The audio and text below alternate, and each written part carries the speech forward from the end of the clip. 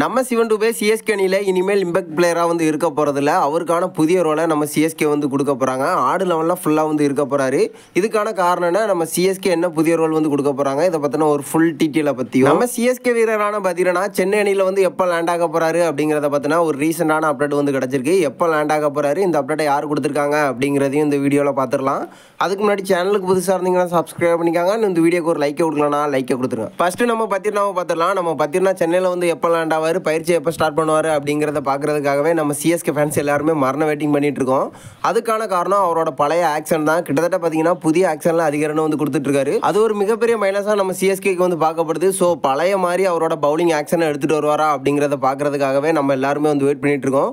So இப்போ அதை பற்றின ஒரு ரீசனான அப்டேட் வந்து கிடச்சிருக்கு. நம்ம பத்திரனா சென்னையில் வந்து லேண்ட் ஆக போகிறாரு.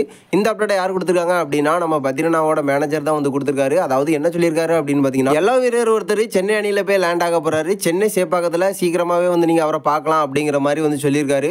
ஸோ இப்போதைக்கு பார்த்தீங்கன்னா நம்ம பத்திரனாக்கு எந்த ஒரு மேட்சஸுமே இல்லை. கிட்டத்தட்ட இந்த வார எண்டுக்குள்ளே வந்து இணைகிறதுக்கான அதிக வாய்ப்புகள் இருக்குது அப்படிங்கிற மாதிரி வந்து சொல்லப்பட்டு இருக்கு. ஸோ பத்திரனாவை இந்த வார எண்டுக்குள்ளே வந்து சென்னையில் வந்து லேண்ட் ஆக போகிறாரு. எனக்கு தெரிஞ்சு பழைய மாதிரி பவுலிங் ஆக்ஷனை தான் வந்து பண்ணுறதுக்கான வாய்ப்புகள் இருக்குது. ஸோ ஐபிஎல் ஒரு முக்கியமான மேட்ச்.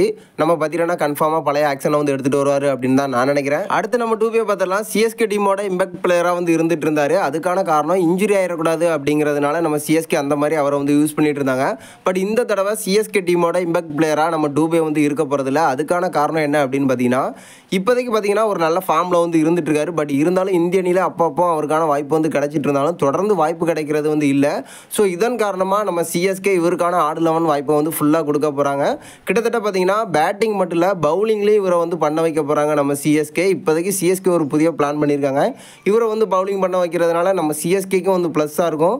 அது மட்டும் இல்லை, இந்திய அணிலையும் வந்து வாய்ப்பு கிடைக்கிறதுக்கான நிறைய சான்சஸ் இருக்குது. ஸோ இதன் காரணமாக தான் நம்ம சிஎஸ்கே இப்போ இவருக்கான இம்பாக்ட் பிளேயர் ரோலை வந்து தூக்கிட்டு ஆடு லெவலில் ஃபுல்லாக வந்து வாய்ப்பு கொடுக்க போகிறாங்க.